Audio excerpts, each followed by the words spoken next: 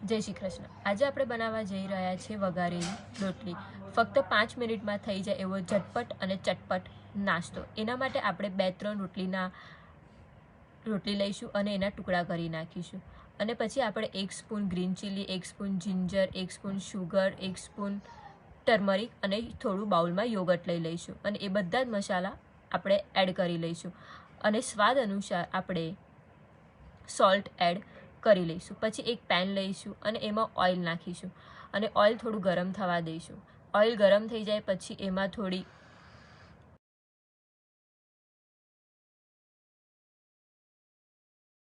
રાઈ એડ કરી દઈશું અને પછી થોડી એમાં અડધી ચપટી જેટલી હિંગ નાખી દઈશું. અને પછી થોડું ગરમ થઈ જાય એટલે આપણે જે મિક્સ કરેલું હતું એને ઓઇલમાં નાખી દઈશું. પછી થોડીવાર એને 2-3 મિનિટ જેવું ગરમ થવા દઈશું અને પછી આપણો મસ્ત ઝટપટ